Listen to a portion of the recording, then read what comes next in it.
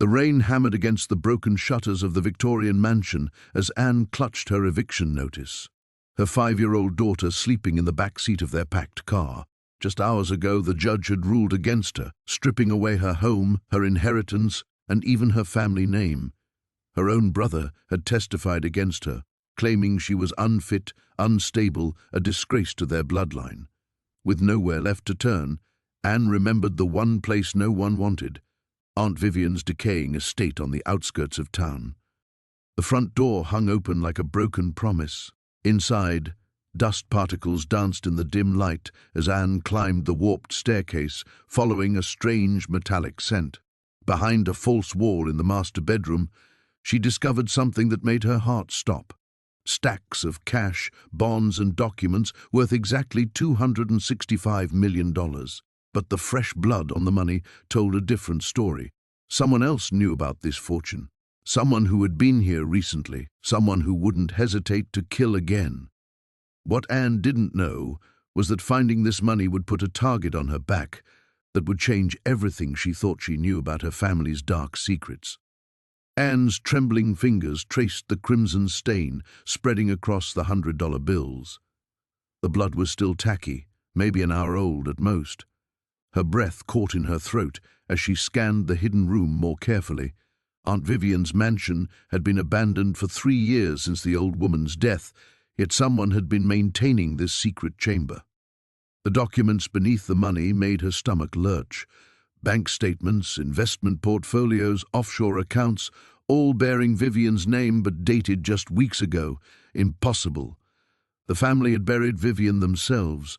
Anne had stood at the graveside, watching her brother Marcus deliver a hollow eulogy about their dear departed aunt, while secretly calculating how to divide what little they thought she'd left behind.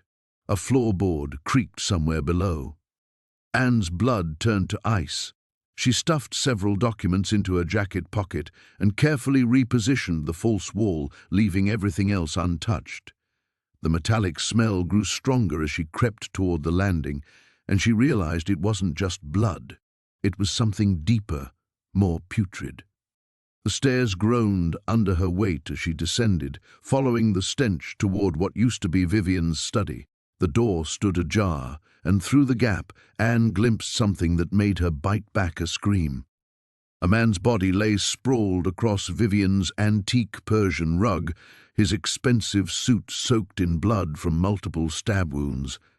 Even in death, she recognized the sharp features and silver hair. Robert Caldwell, her family's longtime attorney, the same man who had sat in court today, nodding approvingly as the judge stripped away everything she'd fought to keep.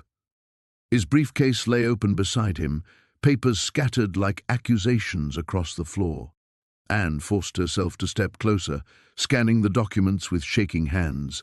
Legal contracts, property deeds, and, her heart hammered against her ribs, copies of today's court ruling. But there was something else, something that made her mouth go dry. A handwritten note in Caldwell's precise script, 5th still alive, payment schedule confirmed.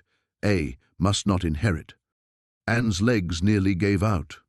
Vivian was alive? But that meant everything. The funeral, the will, the legal battles that had consumed the family for years, it was all a lie. And someone had murdered Caldwell to keep that secret. Car headlights suddenly swept across the mansion's front windows, casting moving shadows across the blood-soaked study. Anne's pulse spiked as she heard doors slamming, voices calling out in the storm. Multiple people, moving with purpose toward the house. She grabbed Caldwell's note and several other documents, shoving them into her already bulging pockets. The front door creaked open, and heavy footsteps echoed through the foyer. Male voices, at least 3 of them, speaking in urgent whispers. Check upstairs first. If she found it. What about the body? Clean it up. No trace. They knew. Somehow, they knew she was here, knew what she'd discovered. Anne's mind raced as she searched for another exit. The study's French doors led to a crumbling balcony, but it was a 15-foot drop to the overgrown gardens below. The footsteps were climbing the stairs now, heading directly for the hidden room. Anne had maybe 30 seconds before they realized someone had been there, before they started searching the rest of the house. She thought of Emma sleeping peacefully in the car, trusting her mother to find safety in this nightmare their life had become. The same protective fury that had carried her through months of legal battles now flooded her veins. Whatever web of lies and murder surrounded her family, whatever deadly game Vivian was playing from beyond the grave, Anne wouldn't let it destroy her daughter. The balcony doors gave way with a soft click. Rain lashed her face as she climbed over the railing, documents pressed against her chest like armor. Behind her, angry shouts erupted from inside the mansion. Anne closed her eyes and jumped into the darkness. The gravel driveway crunched under Anne's tires as she pulled up to what had once been the Blackwood estate. Through her rain-streaked windshield, the Victorian mansion loomed like something from a Gothic novel. 3 stories of weathered grey shingles and peeling white trim, punctuated by a wraparound porch that sagged in places like a tired smile. Anne sat in her car for a moment, engine ticking as it cooled, staring at the house where her mother had grown up, where her Aunt Helena still lived, apparently alone, after all these years. The last time Anne had seen this place, she'd been 12, dragged along for an awkward Christmas visit that had ended in her mother and Helena screaming at each other about money and responsibility and things Anne hadn't understood then. She understood them better now. The rain had softened to a drizzle, but Anne still pulled her jacket hood up as she grabbed her single suitcase from the back seat. Everything she owned now fit in one bag and a trunk full of Sophie's toys and clothes. Her daughter was mercifully asleep, curled up with her stuffed elephant, oblivious to how completely their world had collapsed. The porch steps groaned under Anne's weight. She raised her hand to knock, then hesitated. What if Helena slammed the door in her face? What if she'd changed her mind about the invitation that had come through a terse voicemail 3 days ago, heard about your troubles? You can stay here if you need to. Don't expect much. Before Anne could work up the courage to knock, the door swung open.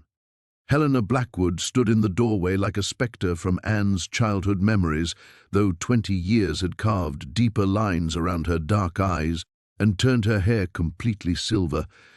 She wore a faded blue cardigan over a house dress that might have been fashionable in 1985. You look terrible, Helena said without preamble. Nice to see you too, Aunt Helena. Anne tried for a smile and failed. Thank you for... Where's the child? Asleep in the car. It's been a long drive. Helena's expression softened fractionally. Bring her in. It's too cold out here. She stepped aside, gesturing Anne into a foyer that smelled of dust and lavender. I've prepared the blue room upstairs. It has twin beds. Anne hurried back to the car, grateful when Sophie remained deeply asleep as she lifted her from the car seat. Her daughter's warm weight against her chest was the only thing that felt real anymore. Everything else, the divorce, the custody battle, losing the house, her family's cold rejection when she'd asked for help, seemed like scenes from someone else's nightmare. Inside, Helena led them up a grand staircase with a banister that had seen better days. Family portraits lined the walls, their subjects' eyes seeming to track Anne's movement. She recognized a few faces from old photo albums her mother had kept hidden away. That's your grandfather, Helena said, noticing Anne's gaze lingering on a stern-faced man in a military uniform. And there's your grandmother at her wedding. The blue room was at the end of a long hallway lined with closed doors. It was clean but clearly hadn't been used recently, with the musty smell of a space that had been shut up too long. Helena had made an effort, though. Fresh sheets on both beds, towels folded on the dresser, even a small vase of flowers from what must be a garden somewhere on the property. Anne settled Sophie onto one of the beds, tucking the covers around her small form. When she turned back, Helena was watching them both with an unreadable expression. She looks like you did at that age, Helena said quietly. Same stubborn chin. I'm sorry to impose on you like this, Anne began. I know you and my mother. Your mother was a fool, Helena cut her off. But that's not your fault, or hers. She nodded toward Sophie. How bad is it? Financially? Anne's throat tightened. Bad. He got almost everything. The lawyers, the custody fight. I have maybe $3,000 left, and no job lined up yet. Helena studied her for a long moment. This house has been in our family for over a century. It's seen its share of troubles. You're not the first woman to seek refuge here when the world turned against her. There was something in her aunt's tone that made Anne look at her more closely. Helena, what happened between you and my mother? Really? For a moment, Helena's composed mask slipped, revealing something that might have been old pain or regret. Then she straightened her shoulders. Get some rest. We'll talk tomorrow. There are things about this family, about this house, that your mother never told you. Things you'll need to know if you're going to stay here. She paused in the doorway. Lock your door tonight. Old habits. Before Anne could ask what she meant, Helena was gone, leaving only the sound of her footsteps echoing down the hallway and a chill that had nothing to do with the October weather. The morning light filtering through the grimy windows revealed the true scope of Aunt Vivian's neglect. What had seemed merely eccentric in the darkness now appeared downright dangerous. Water stains bloomed across the ceiling like massive bruises, and Anne could hear something skittering in the walls. Mice, she hoped, though the sound seemed too large. She'd barely slept on the moth-eaten sofa, startling awake at every creak and groan of the old house settling. Now, nursing instant coffee from a chipped mug she'd found in the kitchen, Anne surveyed her temporary sanctuary with growing unease. The mansion felt less like refuge and more like a trap in daylight. Her phone buzzed with another text from her mother. The neighbors are asking questions. This is embarrassing for the whole family. Anne deleted it without responding. 3 days since the court decision, and her family's primary concern remained their reputation, not her welfare, not Emma's future, just what the country club set might whisper over their morning tennis. A loud crash from upstairs sent coffee splashing across her hand. Anne froze, listening. The sound had come from directly above the living room, followed by what sounded like footsteps. Heavy, deliberate footsteps. Her pulse quickened. The house had been empty when she'd arrived. She was certain of it. She'd checked every room on the ground floor before settling in for the night. But she hadn't ventured upstairs, deterred by the broken banister and sagging steps. Another thud, then silence. Anne set down her mug with trembling fingers. Maybe it was just the house settling, or something falling over on its own. Old houses did that, didn't they? But even as she tried to rationalize the sounds, her instincts screamed otherwise. Someone was up there. She crept toward the front door, phone in hand, ready to call 911. But as she reached for the handle, she noticed something that made her blood run cold. Fresh mud on the warped hardwood floor, leading from the entrance toward the staircase. Mud that hadn't been there last night. The footprints were large, masculine, and recent enough that small puddles still marked each step.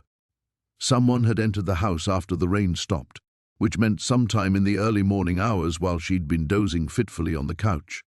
A floorboard creaked overhead, followed by the unmistakable sound of drawers being yanked open and slammed shut.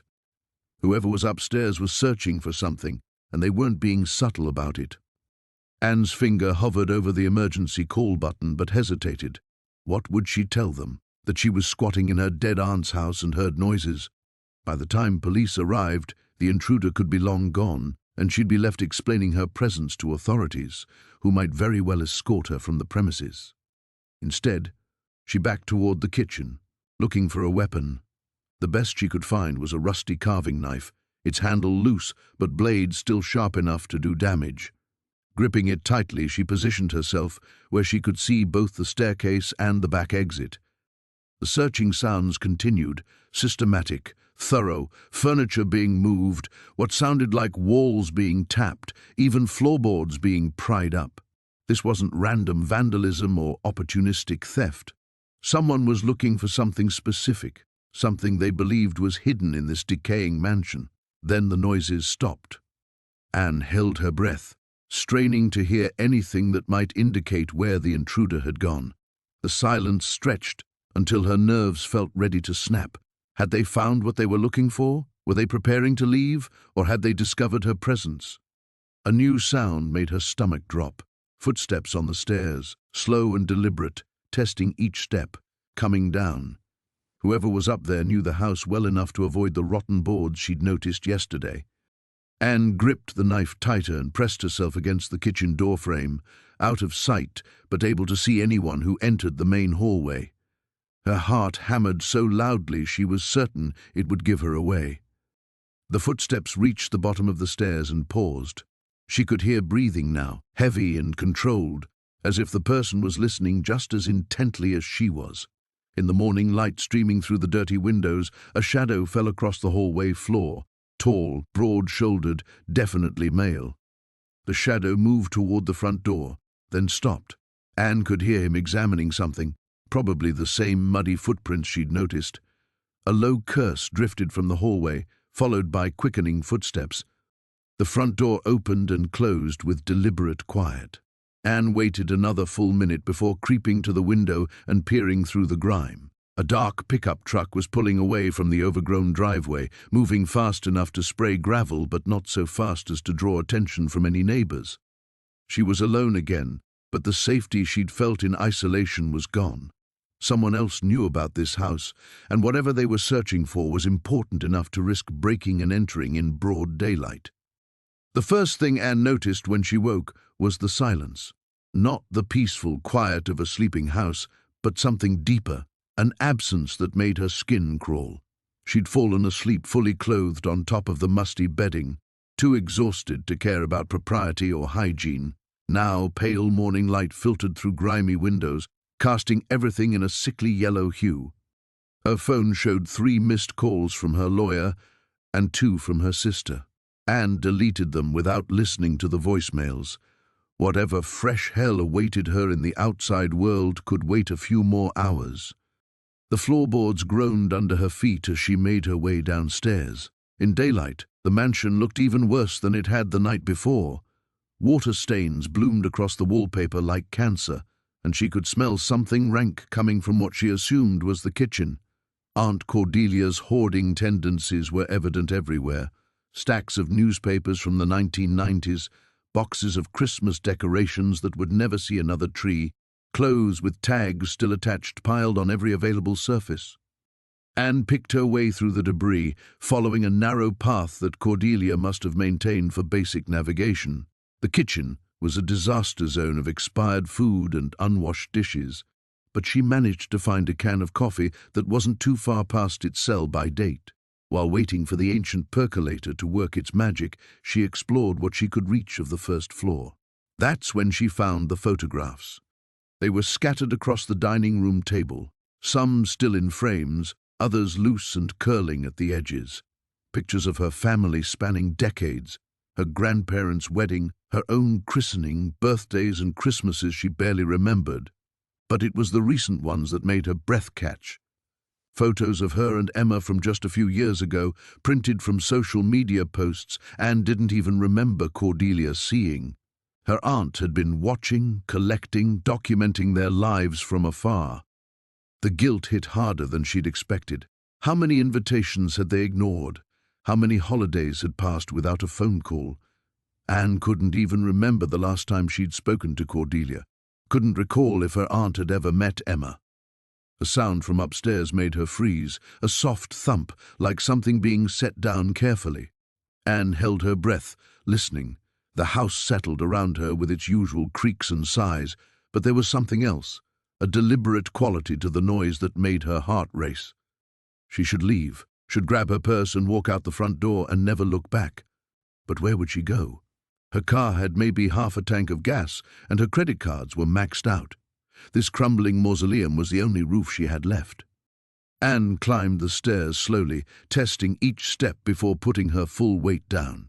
The second floor was even more cluttered than the first, with boxes stacked to shoulder height, creating a maze of narrow passages.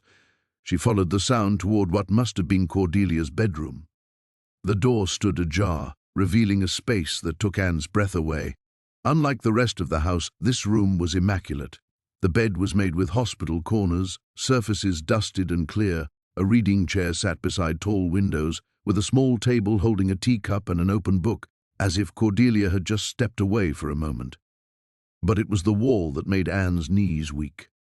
Every inch was covered with news clippings, printouts, handwritten notes connected by red string like something from a conspiracy theorist's fever dream. Most of it was about the Hemlock Corporation and its various business dealings, but scattered throughout were articles about local missing persons, unexplained deaths, and financial crimes dating back 20 years. At the center of it all was a photograph of a man Anne didn't recognize, middle-aged, well-dressed, with cold eyes and a politician's smile. Someone had drawn a red X over his face in what looked like lipstick. A loose floorboard creaked behind her. Anne spun around, but the hallway was empty. Her nerves were getting the better of her. She turned back to the wall of clippings, trying to make sense of Cordelia's obsession, when she noticed something else. Tucked into the corner was a manila envelope with her own name written across it in Cordelia's spidery handwriting. Inside was a single sheet of paper with an address she didn't recognize and a key taped to the bottom. Below that, in her aunt's careful script, "They think they won, but I was always smarter. Third brick from the corner behind the ivy. Use it well, my dear. Trust no one from the firm." Anne read the note 3 times before the implications hit her. Her aunt had left her something, hidden something, and apparently it was significant enough that they had tried to stop her. The question was who they were, and whether they knew that Anne was now the inheritor of whatever secret Cordelia had died protecting. The floorboard creaked beneath Anne's weight as she knelt in the dusty attic, her flashlight beam dancing across the torn envelope in her trembling hands. The aged paper felt brittle between her fingers, and she could make out fragments of what looked like bank letterhead through the yellowed transparency. "What are you doing up there?" Millicent's voice drifted up from below, sharp with suspicion. Anne quickly stuffed the envelope into her jacket pocket, just looking around. The realtor mentioned checking for water damage. She heard Millicent's heavy footsteps on the stairs, each one deliberate and slow. Anne scrambled to her feet, brushing dust from her knees as her aunt's grey head appeared through the attic opening. "Find anything interesting?" Millicent's pale eyes swept the cramped space, lingering on the disturbed dust patterns where Anne had been searching. Nothing but old furniture and spider webs. Anne forced a casual tone, acutely aware of the envelope pressing against her ribs. "Though that trunk over there looks like it might have some family photos if you're interested." Millicent's gaze sharpened. "What trunk?" Anne gestured toward the corner where she'd found the envelope, but her stomach dropped. The trunk she'd opened was gone. In its place sat a completely different piece, smaller, with brass corners instead of iron hinges. That's strange. I could have sworn." Anne trailed off, meeting Millicent's knowing stare. "Memory plays tricks in old houses," Millicent said quietly. "Shadows make you see things that aren't there, or were never there to begin with." The temperature in the attic seemed to drop 10 degrees. Anne nodded mutely and moved toward the opening, eager to escape the confined space and her aunt's penetrating gaze. As she descended the ladder, she caught a glimpse of Millicent running her finger along the dusty floor where the trunk had been. Back in her makeshift bedroom on the 2nd floor, Anne waited until she heard Millicent's door close before pulling out the envelope. Her hands shook as she carefully extracted the contents. A bank statement dated 3 months ago. The account holder was listed as Margaret Whitmore, and the balance made Anne's breath catch in her throat. $2.7 million. She read the number 3 times, certain she'd misunderstood. But there it was, printed in stark black figures. Margaret had been sitting on a fortune while living like a pauper in this decaying mansion. Anne flipped through the pages, noting regular deposits over the past 5 years, royalty payments from something called Whitmore Holdings. She'd never heard Margaret mention any business interests, but then again, her great-aunt had been notoriously private about everything.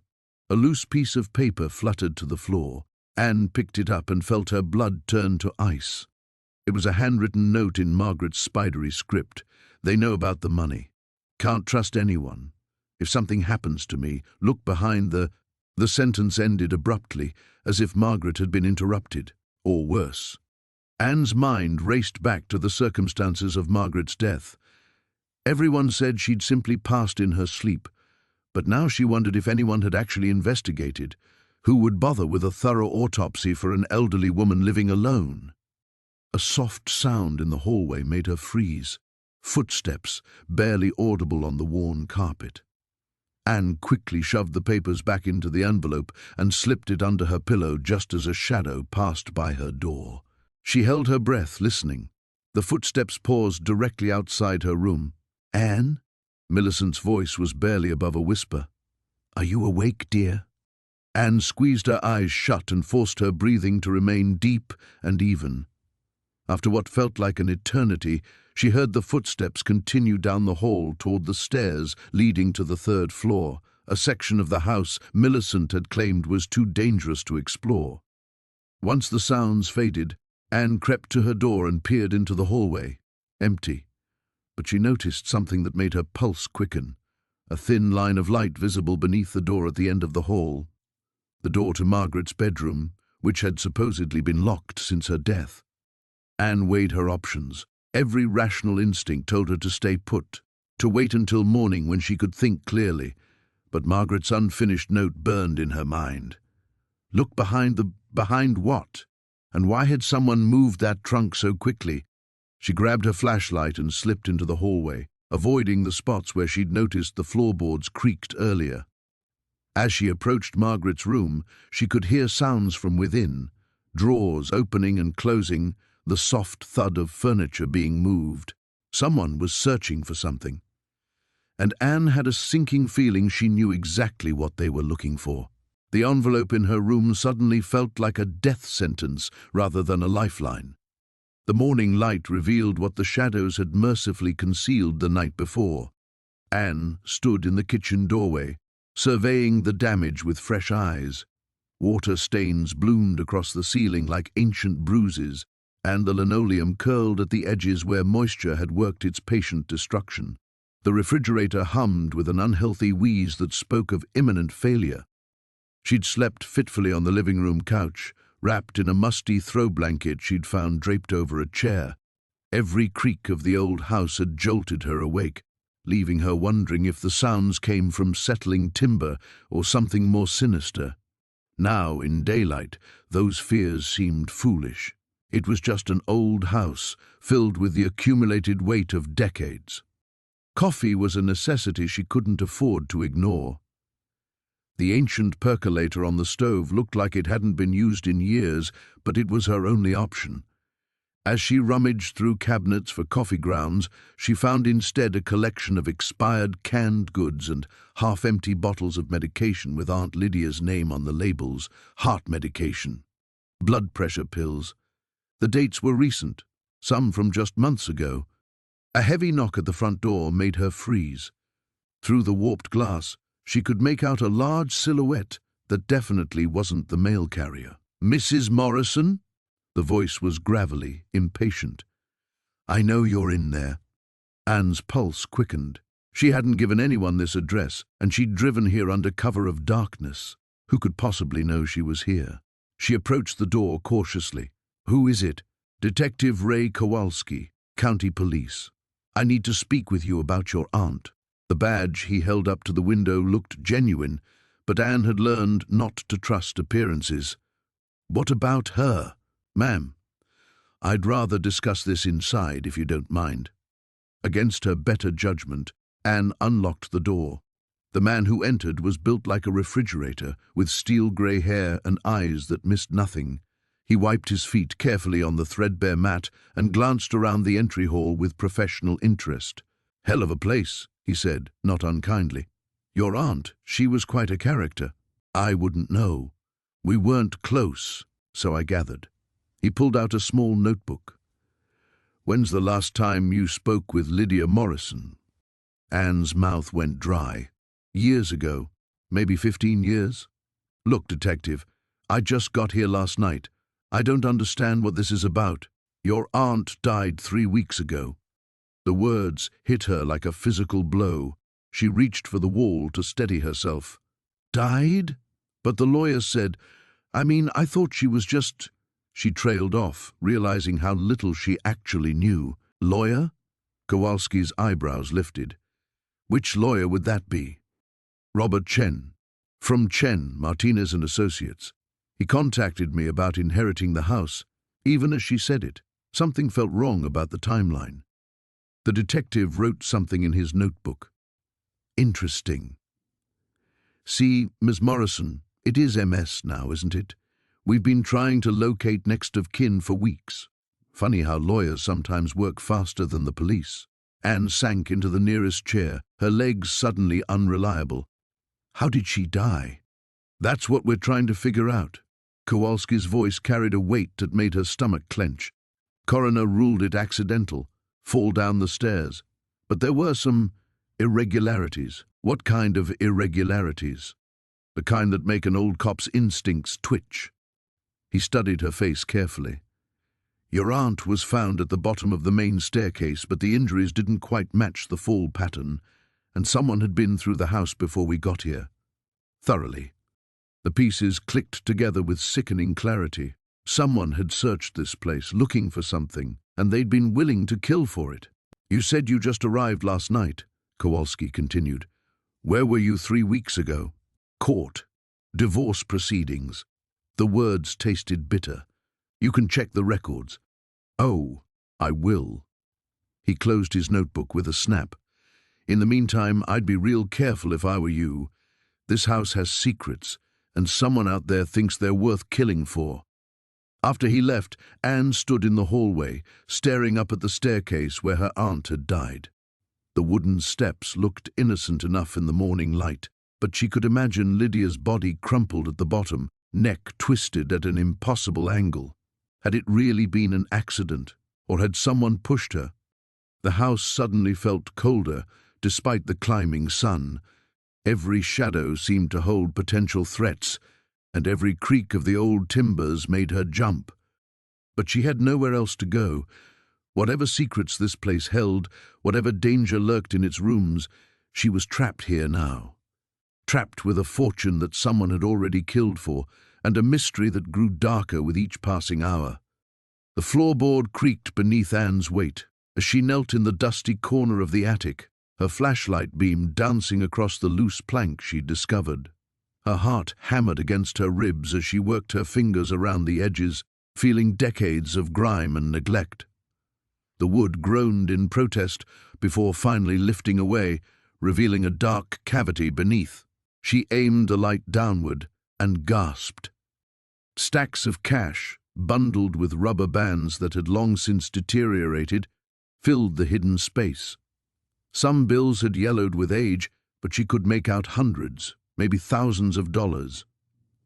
Beneath the money, wrapped in oilcloth, lay what appeared to be jewelry, rings, necklaces, and bracelets that caught the light with an unmistakable gleam of precious metals and stones.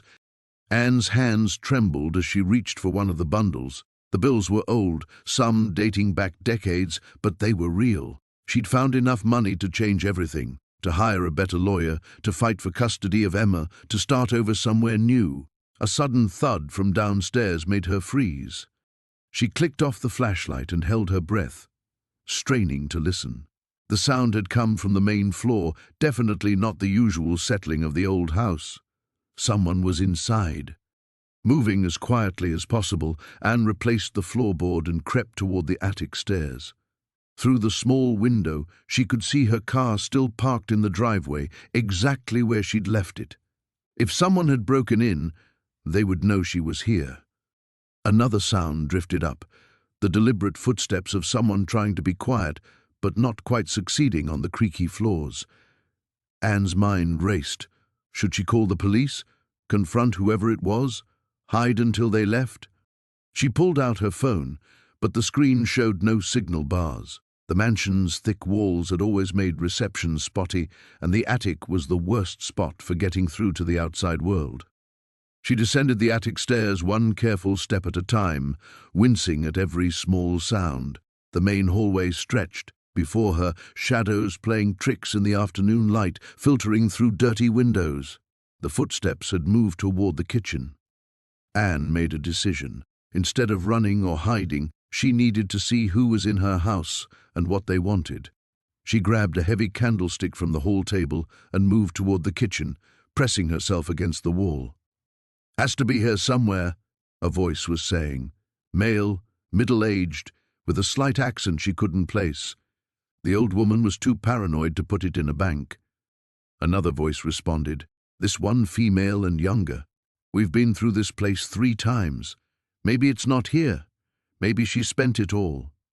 Margaret Blackwood never spent a dime she didn't have to. "Trust me, it's here. And now that the niece is sniffing around, we're running out of time." Anne's blood turned to ice. They knew about her, and they'd been searching the house before she'd even arrived. How many times had they broken in while she was dealing with lawyers and court hearings? "What if she finds it first?" the woman asked. "She won't live long enough to enjoy it," the man replied with casual cruelty that made Anne grip the candlestick tighter.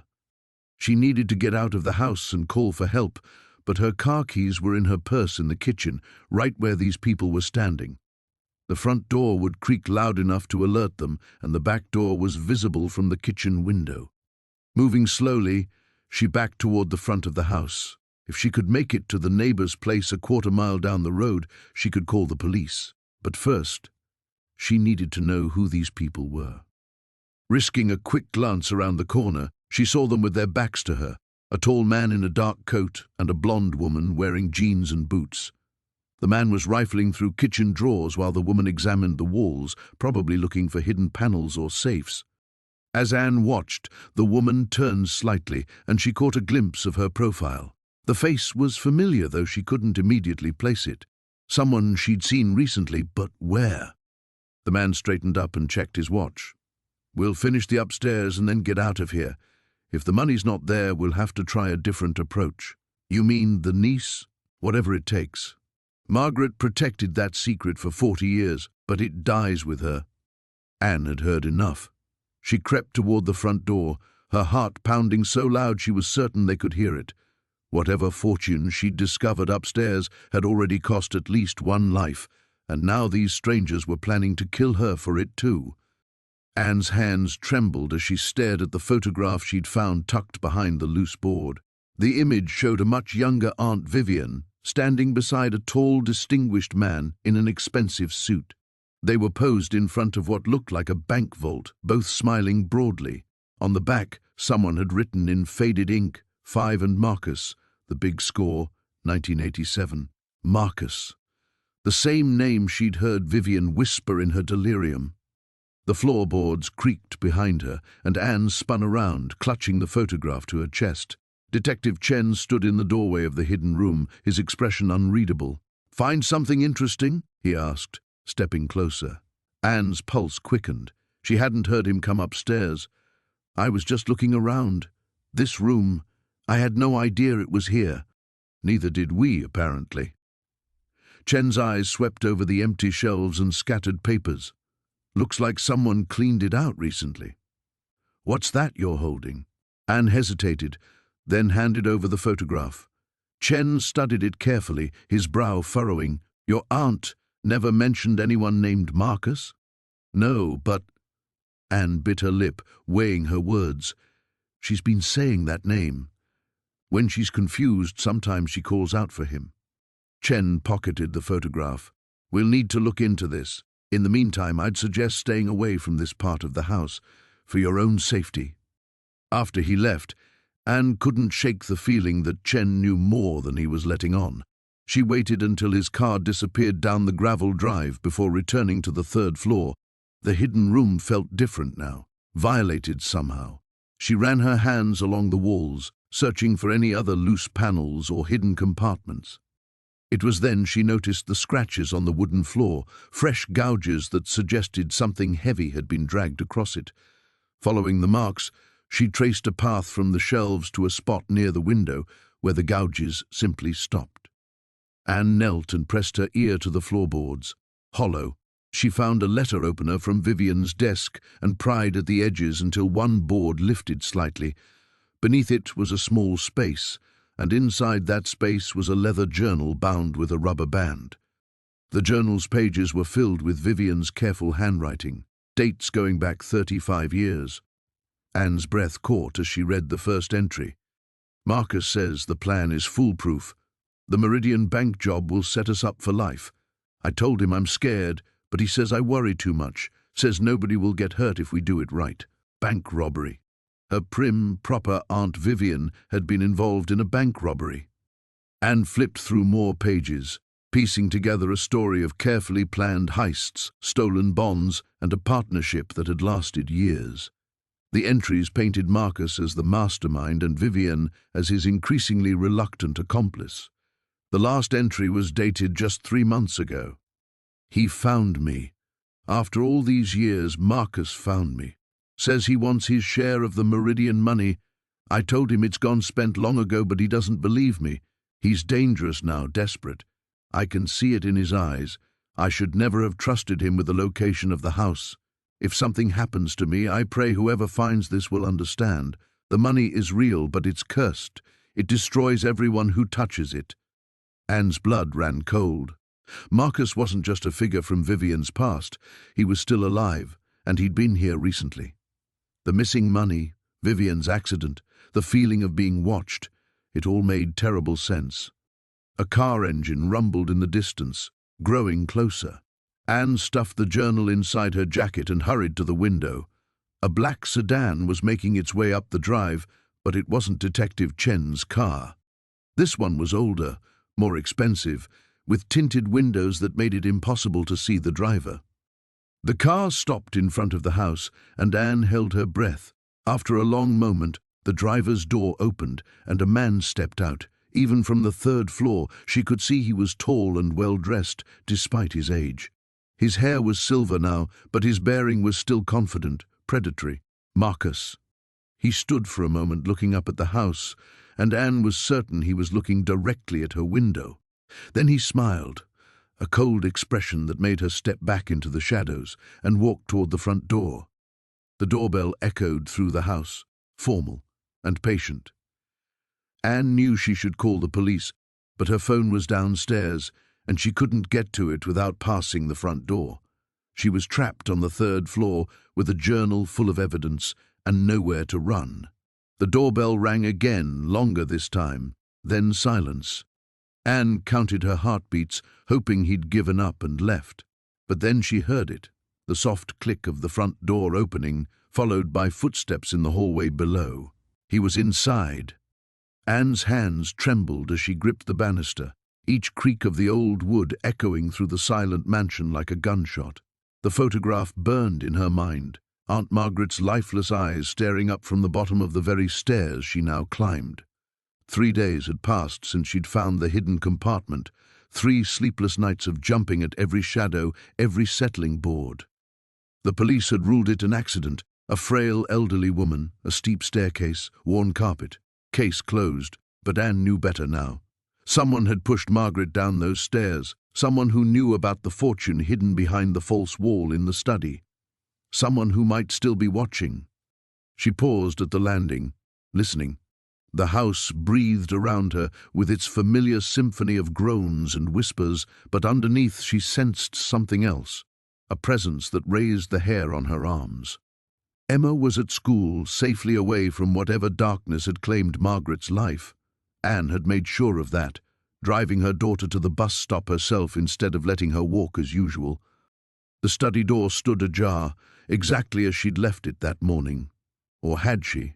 Anne's memory felt fragmented, unreliable. Sleep deprivation and constant fear had worn her nerves raw.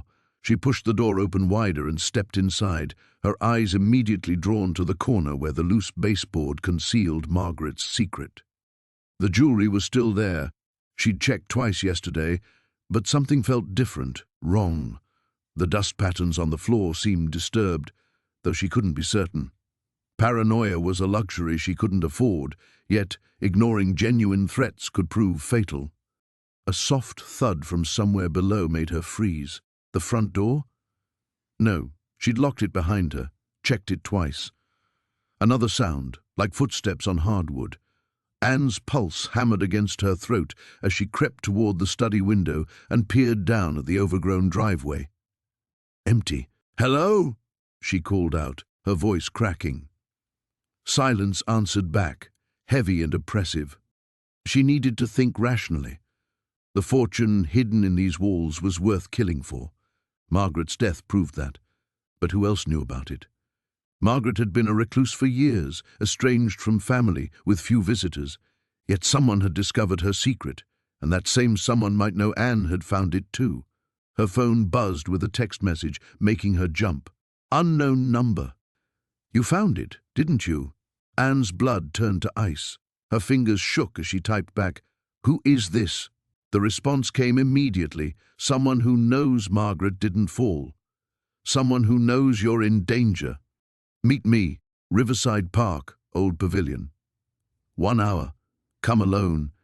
Anne stared at the screen, her mind racing. It could be a trap, the killer luring her into isolation, but it might also be someone with answers, someone who could help her understand what she'd stumbled into. The alternative was remaining in this house, waiting for death to find her like it had found Margaret. She grabbed her jacket and keys, then stopped.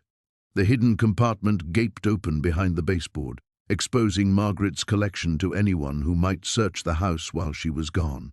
Anne knelt and carefully replaced the board, pressing until the secret was sealed once more.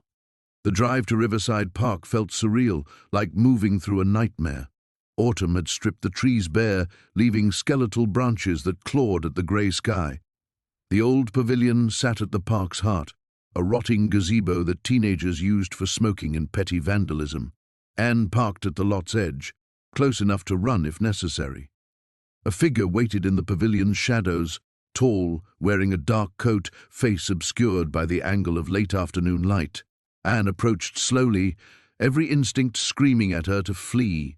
"That's far enough," the figure called out, a woman's voice, unfamiliar but not threatening. "I know you're scared. You should be. Who are you?" Anne stopped 20 feet away, close enough to talk but far enough to run. Someone who cared about Margaret, someone who tried to warn her. The woman stepped forward slightly, revealing silver hair and a weathered face Anne didn't recognize. "My name is Ruth Castellano. I used to work for your aunt years ago, before she became a hermit. What do you know about the money?" Ruth's laugh was bitter. "Money? Is that what you think this is about?" "Margaret found something worth far more than money, dear. She found proof. Documents that certain powerful people would kill to keep buried." The world seemed to tilt around Anne. What kind of proof? The kind that destroys reputations, ends political careers, sends people to prison. Margaret was gathering evidence about corruption that goes back decades. The jewelry, the cash, that was just her insurance policy. The real treasure is information, and she hid it well. Ruth pulled an envelope from her coat. "She gave me this before she died, told me to find you if something happened. She knew they were closing in." Anne stared at the envelope, understanding with crystalline clarity that accepting it would change everything, would pull her deeper into whatever web had killed Margaret. But she was already trapped. The grandfather clock in the hallway chimed midnight as Anne crept down the servants' staircase, her bare feet silent against the worn wooden steps. She'd waited 2 hours after hearing Aunt Margaret's door close, counting each creak and settling sound of the old house, until she was certain her aunt was asleep. The manila envelope felt heavy in her hands, heavier than paper should feel. Inside were the photographs she'd developed in the makeshift darkroom she'd created in the mansion's old pantry, using chemicals ordered online and paid for with the last of her emergency cash. What she'd captured through Detective Morrison's camera made her stomach turn. Margaret wasn't just hiding money, she was hiding bodies. Anne slipped through the kitchen and out the back door, where Morrison waited in his unmarked sedan, engine running. The November air bit through her thin sweater as she hurried across the frost-covered lawn. "Jesus, Anne, you look like you've seen a ghost," Morrison said as she slid into the passenger seat. "Maybe I have." She handed him the envelope with trembling fingers. "The photos are all there. Margaret's been using the old root cellar as a burial site. I counted at least 3 graves, maybe 4. The soil disturbances matched the timeline of when those missing persons reports were filed." Morrison switched on the dome light and examined the photographs, his expression growing darker with each image. "This is enough for a warrant, more than enough. He looked at her with something between admiration and concern. "You realize what you've done, don't you? You've just implicated your only living relative in multiple homicides." Anne stared through the windshield at the mansion's imposing silhouette. Every window was dark except for one on the second floor, Margaret's room, where a faint glow suggested she might not be sleeping after all. "She's not my family. Not anymore. Family doesn't murder people for money." "About that money," Morrison said carefully, "we've been digging into your uncle's finances. Harold Blackwood wasn't just wealthy, he was laundering money for some very dangerous people, drug cartels, human trafficking rings, organized crime syndicates. The fortune hidden in that house? It's blood money, Anne, every dollar of it." The revelation hit her like a physical blow. She'd been so focused on survival, on securing a future for herself and Tommy, that she hadn't questioned the source of Harold's wealth. Now the mansion's oppressive atmosphere made sense. It wasn't just hiding secrets, it was built on them. "Margaret killed those people to protect the operation," she whispered.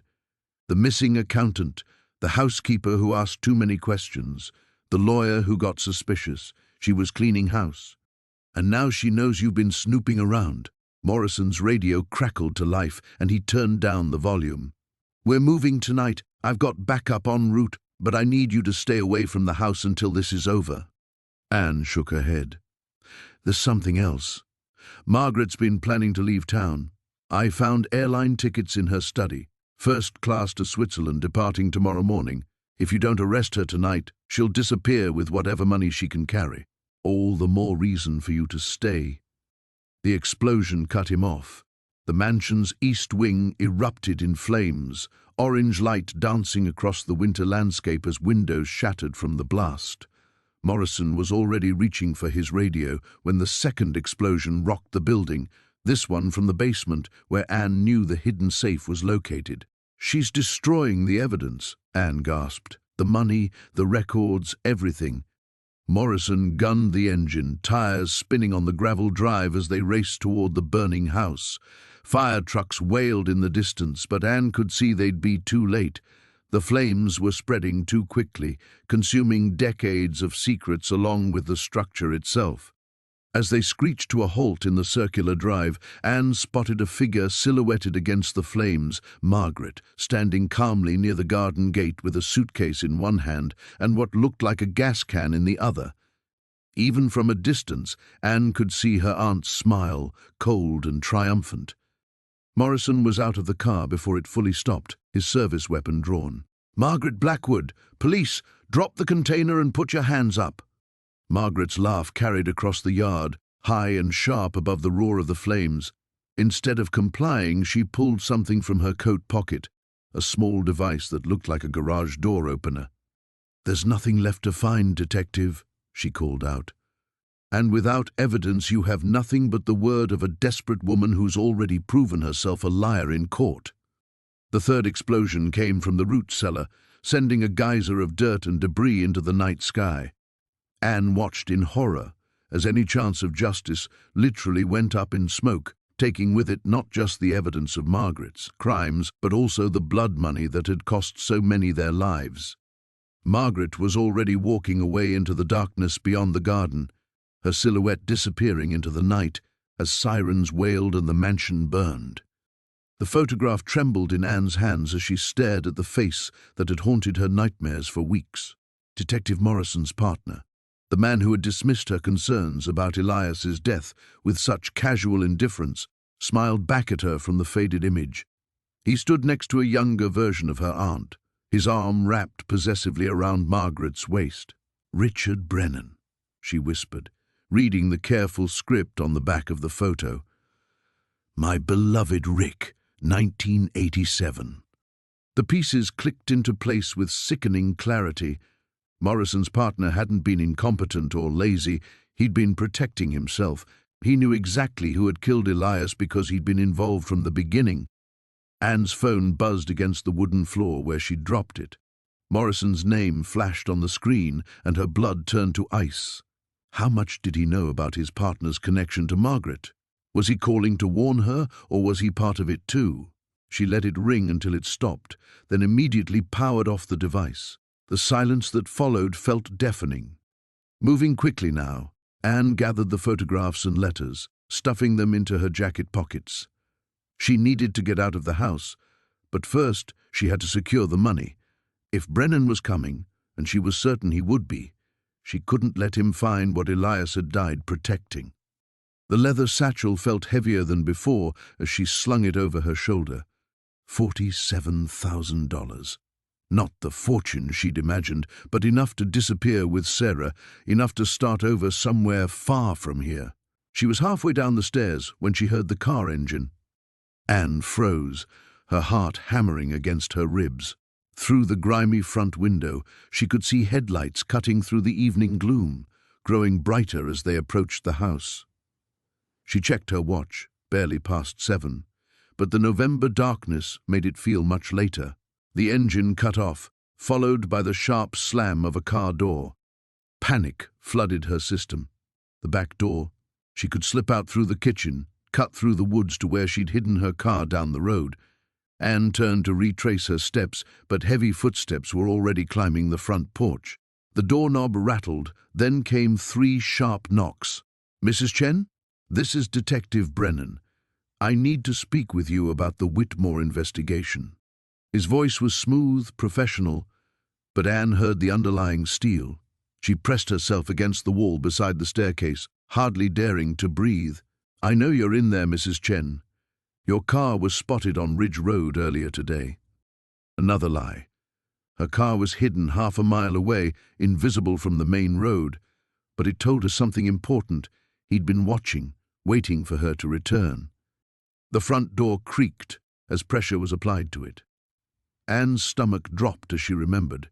She hadn't locked it behind her when she'd entered. The old latch had never worked properly anyway. Brennan's footsteps echoed in the front hallway as he stepped inside uninvited. "Mrs. Chen? I just want to talk." Anne closed her eyes and tried to think. The house had a back staircase that led from the kitchen to the second floor, a servant stairs from the mansion's grander days. If she could reach it without being seen, she might be able to circle back down and escape through the rear of the house. "I know you've been asking questions about your aunt's friend Elias," Brennan called out, his voice closer now. "I think I can help you understand what really happened to him." She heard him moving through the front rooms, his footsteps deliberate and measured. He wasn't searching frantically, he was being methodical, checking each space thoroughly before moving to the next. Anne slipped off her shoes and padded silently toward the kitchen. The old floorboards protested under her weight, each creak sounding like a gunshot in the stillness. Behind her, Brennan's search continued, accompanied by the sound of furniture being moved. The kitchen doorway loomed ahead, just 20 more feet to the back stairs. Then she could, Margaret talked about you sometimes. Brennan's voice came from directly behind her. Anne spun around to find him standing in the kitchen doorway, blocking her escape route.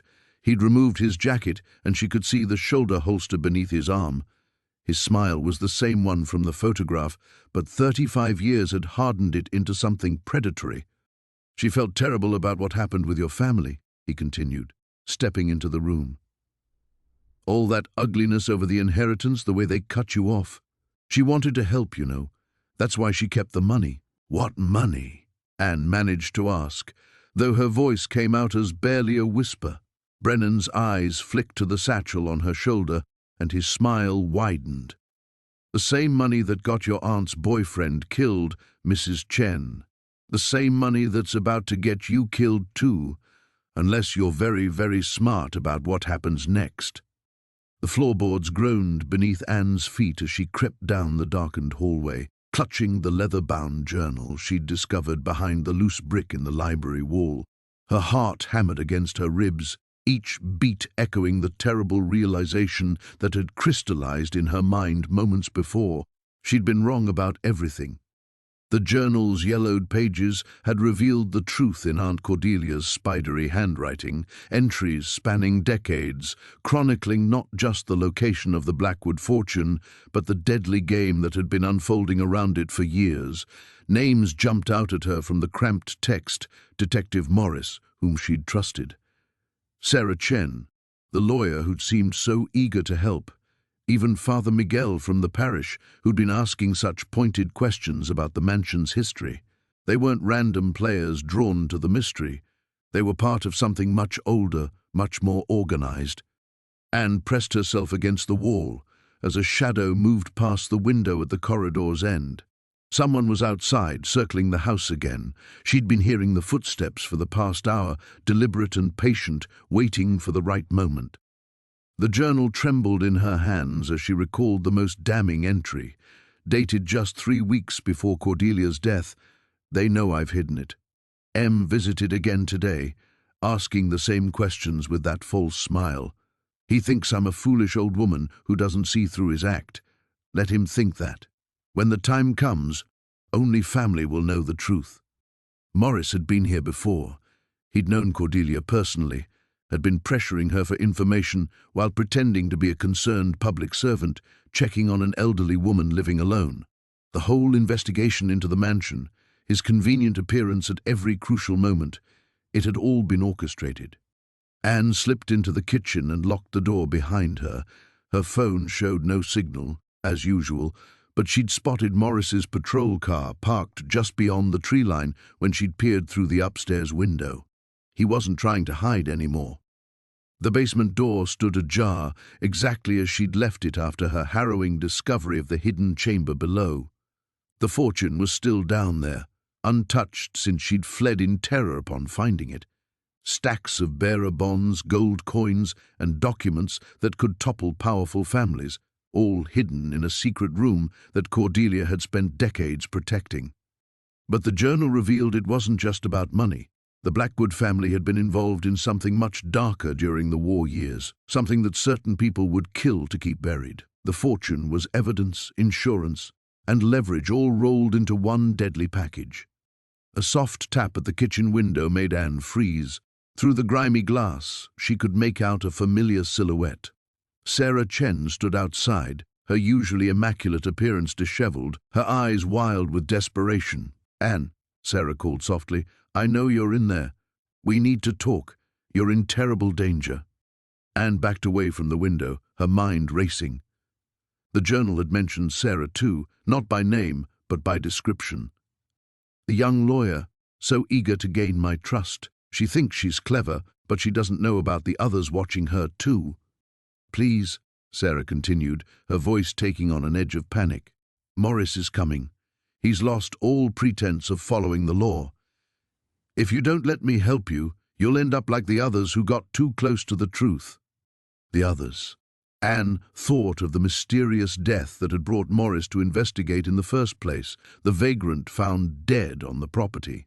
Had he stumbled upon something he shouldn't have? How many people had already died for the secrets buried in this crumbling house?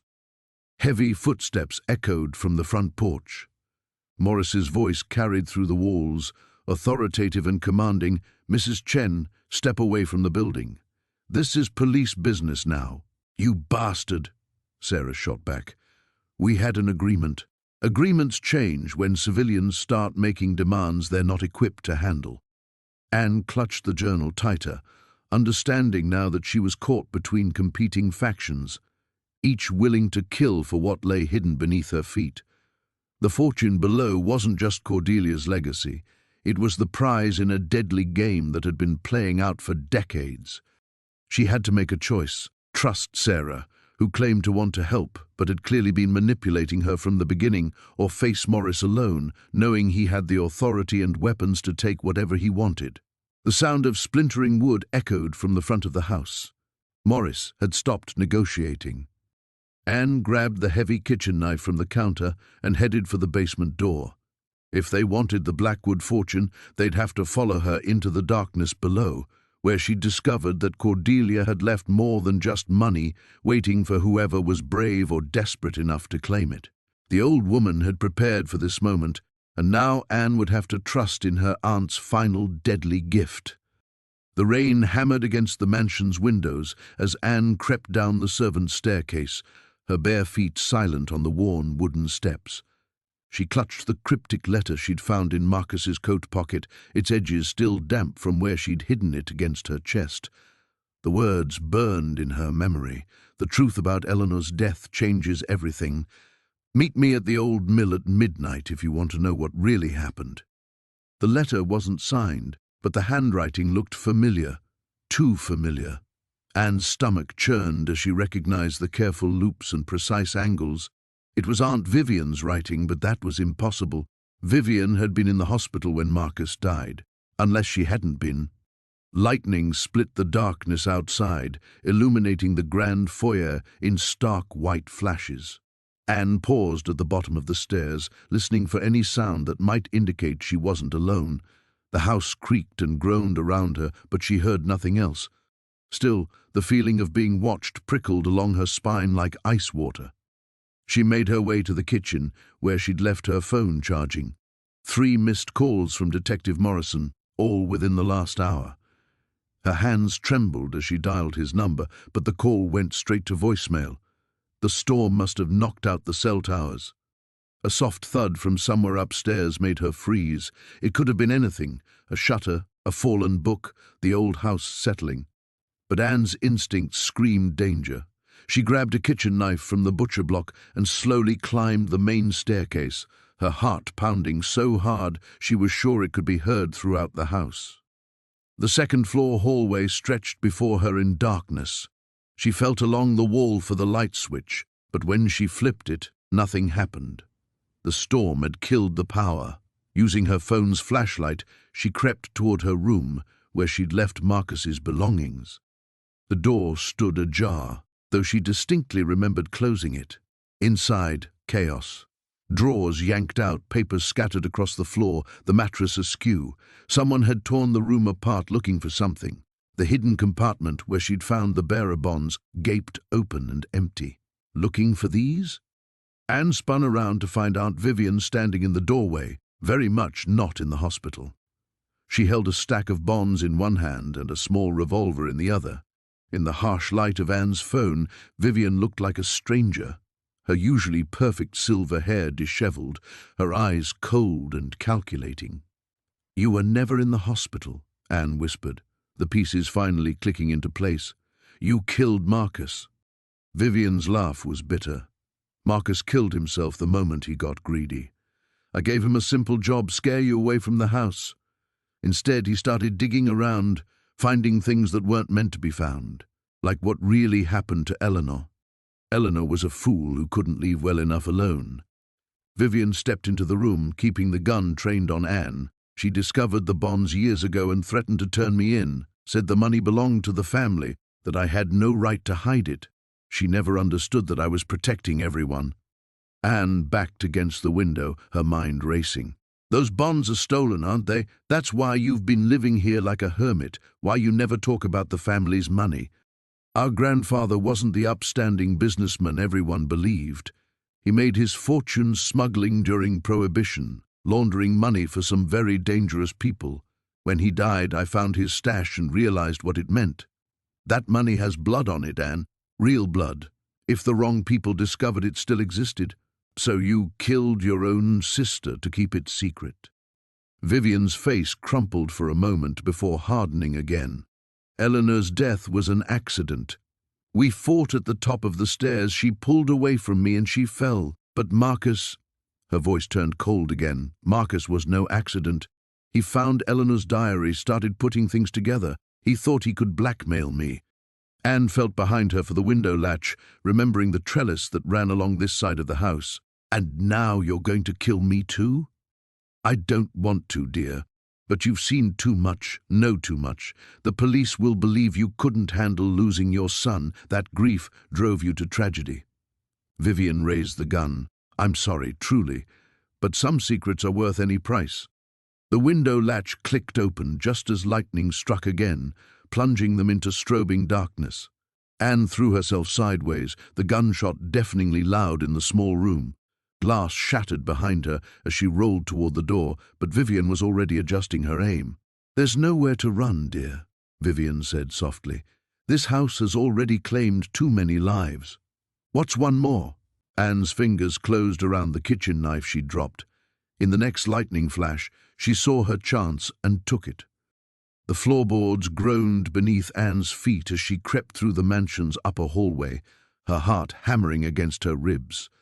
The photograph clutched in her trembling hands showed her Aunt Millicent with 3 other women, all standing beside what looked like the same ornate wooden chest Anne had discovered hidden behind the false wall. But in the photo, the chest was open, revealing stacks of cash and documents that made her breath catch. She'd found the photograph tucked inside one of Millicent's old journals, along with a letter dated just 2 weeks before her aunt's death. The letter was addressed to someone called Mr. and spoke of settling old debts and ensuring the truth stays buried. Anne's hands shook as she reread the final line. "If something happens to me, remember our agreement. The Blackwood secret dies with us." A sudden creak from downstairs made her freeze. She held her breath, listening to the familiar sounds of the old house settling, but something felt different tonight. Wrong. The silence stretched too long, too deliberately, as if someone else was also listening. Moving carefully toward the window, Anne peered through the grimy glass at the driveway below. A dark sedan sat parked beneath the oak tree, one she didn't recognize. Her blood turned to ice. Someone was here. She thought of Tommy sleeping soundly in his room down the hall, oblivious to whatever danger had found them. The urge to run to him warred with the need to stay hidden, to figure out who had come calling at nearly midnight. The front door's distinctive squeal echoed through the house, confirming her worst fears. Footsteps followed, deliberate and confident, as if the intruder knew exactly where they were going. Anne pressed herself against the wall, her mind racing through possibilities. Could it be Detective Morrison? But why would he break in instead of knocking? The footsteps paused at the bottom of the staircase, and Anne caught the murmur of a voice. No, 2 voices. At least 2 people had entered her sanctuary, and they were discussing something in hushed tones she couldn't quite make out. "Check upstairs first," came a woman's voice, crisp and authoritative. She might have found it by now. Anne's stomach dropped. They were here for the money, for whatever secrets that chest contained. But how did they know she'd discovered anything? Unless someone had been watching her, tracking her movements through the house. She slipped into the shadows of the linen closet, leaving the door cracked just enough to see the hallway. The photograph and letter were still clutched in her hands, evidence of something much larger than she'd initially understood. The 3 women in the photo with Millicent, one of them had to be connected to whoever was now climbing the stairs. The floorboards announced each step, growing closer to where Anne hid. She could hear her own heartbeat thundering in her ears, drowning out almost everything else. What if they hurt Tommy? What if this was about more than just money? A beam of flashlight cut through the darkness, sweeping methodically across the hallway. Anne pulled back deeper into the closet, pressing against the musty sheets and towels that smelled of lavender and decay. Through the crack, she watched 2 figures emerge into view. The first was a tall woman with silver hair pulled back severely, wearing expensive clothes that seemed out of place in the crumbling mansion. The second figure made Anne's blood freeze. Detective Morrison. But he wasn't behaving like a cop investigating a crime. He was following the woman's lead, deferring to her authority. "The hiding place is behind the bookshelf in the master bedroom," the woman said, consulting what looked like a hand-drawn map. Millicent was always too sentimental, keeping detailed records of everything. "What if the girls already found it?" Morrison asked, his voice carrying a nervousness Anne had never heard before. "Then we deal with her the same way we dealt with Millicent." The woman's tone was ice-cold, matter-of-fact. "Some secrets are worth killing for, Detective. You knew that when you agreed to help us." Anne bit down on her knuckle to keep from gasping aloud. They'd killed Millicent. Her aunt hadn't died of natural causes. She'd been murdered for whatever was hidden in that chest. And now Anne and Tommy were next. The 2 figures moved past her hiding spot toward the master bedroom, their flashlight beams dancing across the walls. Anne knew she had perhaps minutes before they discovered the chest was missing, before they realized she'd already found their secret. She had to get to Tommy, had to get them both out of the house before the killers realized their hiding place had been compromised.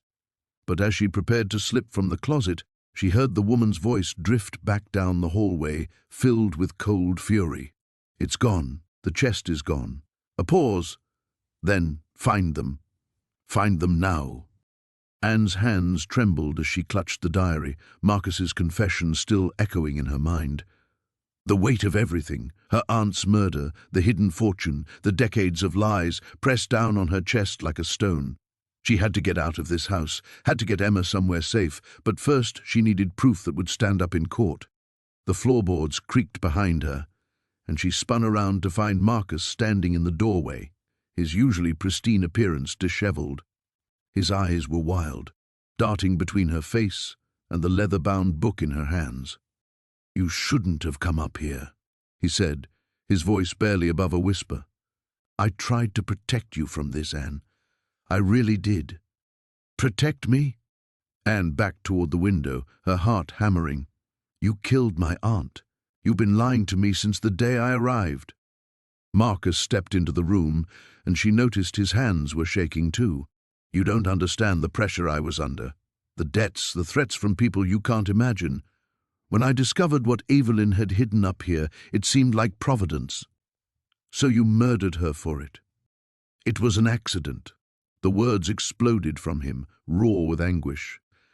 "I came here that night to ask for help, one last time. She refused, just like always. We argued, and she fell. The doctors said her heart was weak anyway." Anne's mind raced, processing his words. "But you let her lie there. You took the bonds and left her to die alone." Marcus's face crumpled. "I panicked. I thought if I could just take enough to pay off the worst debts, no one would ever know. But then you came and you started asking questions, and everything spiraled out of control." The diary felt heavy in Anne's grip. "How much did you take?" "Not all of it. Maybe a third." His laugh was bitter. It wasn't even enough. "They want more, Anne. They always want more." A new voice cut through the tension. "Well, isn't this touching?" Anne's blood turned to ice. Detective Morrison stood in the doorway behind Marcus, but something was terribly wrong. His badge was nowhere to be seen, and his eyes held the same desperate hunger she'd seen in Marcus's face. "Detective!" Anne's voice came out as a croak. "Former detective," Morrison corrected, stepping into the room. "Funny how a gambling problem can end a career, but it opened up new opportunities." He looked at Marcus with disgust. Though working with amateurs has its drawbacks, the pieces clicked into place with horrible clarity. "Your partners." "We're partners," Morrison said, until Marcus got sloppy and couldn't keep his mouth shut around the grieving niece. Marcus turned toward the detective, his face pale. "Tom, we agreed you'd handle this quietly. Instead, you've been playing house with her for weeks, while I've been fielding questions from real cops who wonder why this case is taking so long to close." Anne's eyes darted between the two men, calculating distances to the door. Morrison was blocking the main exit, but the window behind her led to the roof of the servants' quarters. If she could just... "Don't even think about it," Morrison said, following her gaze. 3 stories onto concrete. Even if you survived, we'd catch you before you reached the street." "What do you want?" Anne demanded, surprised by the steadiness of her own voice. Morrison smiled, but it was cold as winter. "Simple. You're going to tell us where the rest of the bonds are hidden, and then you're going to disappear. Permanently. I don't know where they are. But you will. You're a smart woman, Anne. Smarter than your aunt gave you credit for. She always said you were too much like your mother, stubborn and naive." Morrison's smile widened. "Yes, I knew Evelyn quite well. She hired me years ago to investigate some suspicious activity in the neighborhood. That's when I learned about her little treasure hoard." Anne's mind reeled. "You've been planning this for years." "Patience is a virtue in my line of work, former line of work." Morrison pulled out a gun, holding it casually at his side. "Now, about those bonds." The diary in Anne's hands felt like a lifeline. "If I help you, what happens to my daughter?" "That depends entirely on your cooperation." Behind Morrison, Anne caught a glimpse of movement in the hallway. Her heart stopped as she recognized Emma's small figure creeping toward the stairs. Her daughter must have woken up and come looking for her. Every maternal instinct screamed at Anne to warn Emma away, but she forced herself to remain still, to keep her expression neutral. If Morrison and Marcus noticed her daughter, Emma would become leverage, or worse. "The bonds," Anne said loudly, desperately hoping Emma would hear the tension in her voice and stay hidden. "They're not in this room." Morrison stepped closer, his patience clearly wearing thin. "Then where?" Anne met his eyes, her mind racing through possibilities, searching for a way to protect Emma while buying time.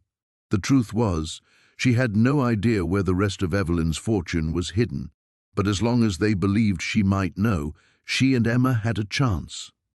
The grandfather clock in the hallway chimed midnight as Anne crept down the main staircase, her bare feet silent against the worn carpet runner.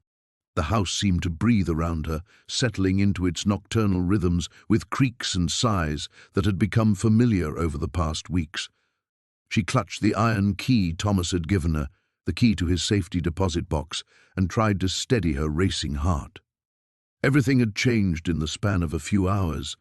Thomas's confession about killing her aunt still reverberated through her mind, but it was his final revelation that left her reeling. The fortune hidden in the walls wasn't the only secret Aunt Millicent had kept. There was something else, something that made the money seem trivial by comparison. Anne paused at the bottom of the stairs, listening. The wind rattled the windows, and somewhere in the distance she could hear the rumble of an approaching storm. Thomas was gone, fled into the night after pressing the key into her palm and whispering an address she'd memorized immediately. The police would be looking for him by morning, but for now she was alone with the weight of what he'd told her. She made her way to the kitchen, where she'd left her phone charging.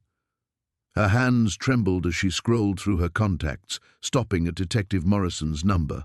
She'd started to trust him over the past few days, but Thomas's warning echoed in her ears. Don't trust anyone in uniform. Millicent didn't.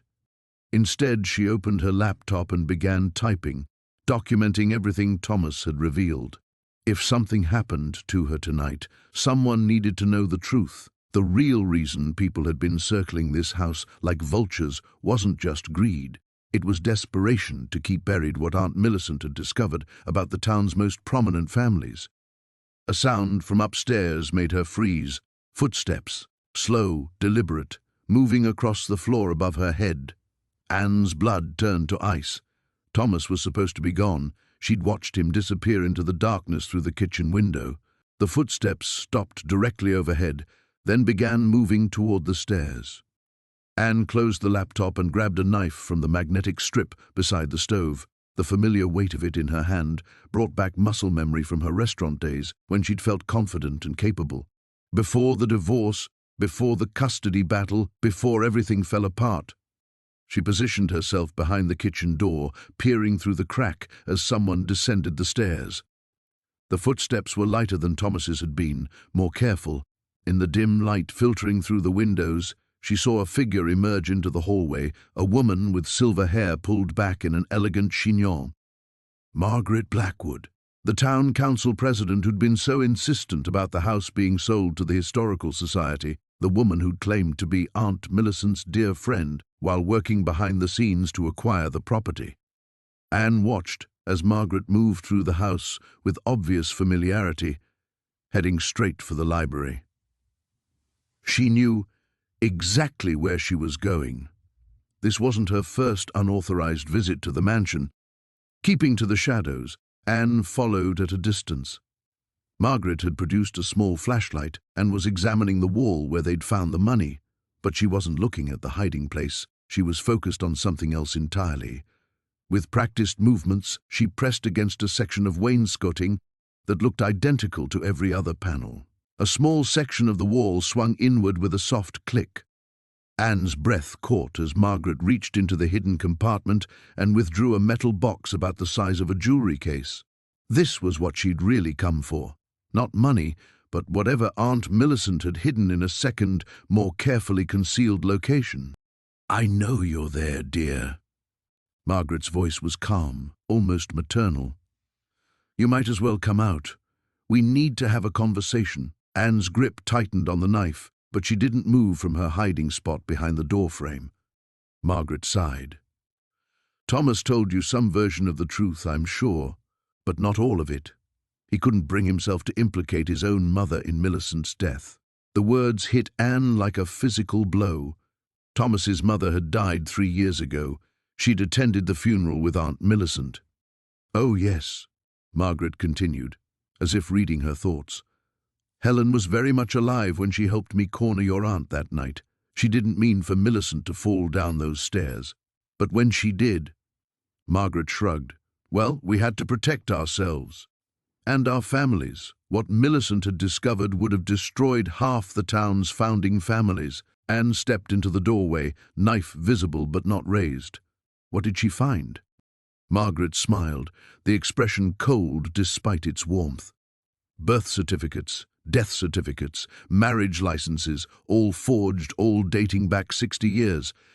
Did you really think a woman like your aunt would hide mere money when she possessed the power to topple dynasties? The police sirens wailed in the distance, growing closer with each passing second. Anne pressed her back against the cold stone wall of the cellar, her heart hammering as she clutched the blood-stained letter that had started it all, her great-uncle's confession about the hidden fortune and the murder that had protected it for decades. Detective Morrison's voice echoed from somewhere above. "Mrs. Chen, we know you're in there. Come out slowly with your hands visible." Anne's breath came in short gasps. She wasn't Mrs. Chen. That was her aunt's neighbor, the woman who had seemed so helpful when Anne first arrived at the mansion 3 weeks ago. The woman who had brought casseroles and offered to help with repairs. The woman who had been watching, waiting, searching for the same fortune Anne had stumbled upon. Footsteps creaked across the floorboards overhead.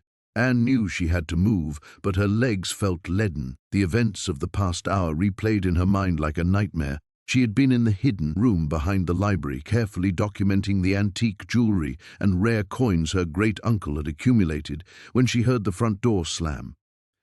Then Mrs. Chen's voice, no longer friendly and concerned, calling out with an edge of desperation. "I know you found it, Anne. 30 years I've been waiting. 30 years since I had to kill the old man to keep him quiet." The confession had sent ice through Anne's veins. Mrs. Chen, whose real name was apparently Linda Vasquez according to the letter, had worked as her great-uncle's housekeeper decades ago. She had discovered his secret wealth and murdered him when he threatened to expose her own theft of family heirlooms. But she hadn't been able to find the main treasure before the police investigation forced her to disappear. Anne had managed to escape to the cellar through the servants' passage, but now she was trapped. The wooden stairs groaned under someone's weight. A flashlight beam swept across the stone walls, growing brighter. "You can't hide forever," Mrs. Chen's voice carried down the stairs. "I've already come too far to stop now." Anne's fingers found her phone, but there was no signal in the basement. She thought of her daughter Emma, safe at her friend's house for the weekend, and felt a surge of fierce determination. She had lost her home, her savings, and her family's support in the custody battle with her ex-husband. But she would not lose her life. Not when she finally had a chance to rebuild. The letter in her hand contained more than just a confession. It held the location of evidence that would prove Mrs. Chen's guilt. Her great-uncle had hidden a safety deposit box key and photographs documenting the thefts. The police sirens were getting closer, which meant someone had heard the commotion and called for help. Anne spotted a narrow window near the ceiling, barely large enough for a person to squeeze through. It led to the overgrown garden at the side of the house. She grabbed a wooden crate and climbed up, her movements as quiet as possible. The window latch was rusted, but desperation gave her strength. The flashlight beam suddenly swept toward her hiding spot. "There you are." Anne dove through the window, just as Mrs. Chen rushed toward the back of the cellar. Thorny rose bushes tore at her clothes as she landed hard on the frozen ground. Pain shot through her shoulder, but she forced herself to keep moving. The police cars were pulling into the circular driveway, their red and blue lights painting the mansion's weathered facade in brilliant colors. She ran toward the officers, waving the letter above her head. "Here, I'm here. She's in the basement." Detective Morrison, a tall woman with graying hair, caught Anne as she stumbled. "Are you injured? What's the situation inside?" "Linda Vasquez. She goes by Mrs. Chen. She murdered my great-uncle 30 years ago. She's been living next door, waiting for a chance to search the house. I found evidence." Anne thrust the letter toward the detective. "It's all here." More officers surrounded the house while Detective Morrison quickly scanned the handwritten confession. Her expression grew grim. "We'll need you to give a full statement, but first let's get you checked by the paramedics." As the EMT examined Anne's scraped arms and bruised shoulder, she watched through the ambulance window as officers led Mrs. Chen out of the house in handcuffs. The woman's mask of friendly concern had completely fallen away, replaced by cold fury. Detective Morrison approached the ambulance. "The evidence you found matches several cold cases we've been investigating. Your great-uncle wasn't her only victim." She paused, studying Anne's face. "You're incredibly lucky. And brave." Anne looked back at the mansion that had nearly become her tomb, then at the letter that had saved her life. Tomorrow, she would begin the legal process of claiming her inheritance legitimately. Tonight, she was simply grateful to be alive. The mansion's windows glowed in the police lights, finally ready to give up all its secrets. The police sirens wailed in the distance as Anne knelt beside Detective Morrison's still form, her hands pressed against the growing crimson stain on his shirt. His eyes fluttered open, unfocused but alive. "The coins," he whispered, his voice barely audible above the approaching chaos. "Don't let them disappear into evidence. Your aunt wanted you to have them." Anne's mind raced. Through the shattered front door, she could see the flashing lights growing brighter. Within minutes, this place would be crawling with investigators, and everything, the fortune, the truth about Eleanor's death, her chance at a new beginning, would be swept away into the machinery of the law. She looked back at Morrison, whose breathing had steadied. "You'll be okay?" He managed a weak nod. "Go. Now." Anne sprinted up the stairs, taking them 3 at a time. In Eleanor's room, the hidden panel still hung open, revealing the cavity where generations of Blackwood wealth had been concealed. Her hands shook as she began pulling out the heavy cloth bags, each one filled with coins that caught the light like fallen stars. The front door burst open below, and she heard voices shouting commands. Heavy boots thundered across the wooden floors. She had maybe 2 minutes before they reached the second floor. Working frantically, Anne stuffed the smaller bags into the duffel she'd brought from her car. The larger collections would have to stay. There simply wasn't time or space. But what she managed to gather represented more money than she'd ever imagined. Rare gold coins, silver pieces from the 1800s, and what appeared to be several extremely old specimens that collectors would kill for. Literally kill for, she thought grimly, remembering Harold's lifeless eyes. "Upstairs, check every room." The voice echoed from below. Anne zipped the duffel and looked around desperately. The main staircase was no longer an option, but Eleanor's room had something the others didn't, a small balcony that connected to an old oak tree. As a child visiting the mansion, Anne had watched her cousins sneak out this way during family gatherings. She pushed open the French doors and stepped onto the narrow balcony. The wood groaned ominously under her weight, but held. The oak's branches had grown closer to the house over the decades, and what had once required a daring leap now needed only a careful step across a 2-foot gap. The duffel bag made the transfer awkward, but Anne managed to swing herself into the tree just as she heard footsteps in Eleanor's hallway. She climbed down carefully, the rough bark scraping her hands, and dropped the last few feet to the overgrown garden below. From her hidden position among the untended rose bushes, she could see police officers moving through the house, their flashlight beams cutting through the darkness. Crime scene tape was already being stretched across the property's perimeter. Anne clutched the duffel bag and began making her way through the shadows toward the old carriage house where she'd left her car. Each step felt surreal, as if she were walking through someone else's life. 3 days ago, she'd been a broken woman with nothing left to lose. Now she carried a fortune inherited treasure, while 2 men lay dead in the house behind her.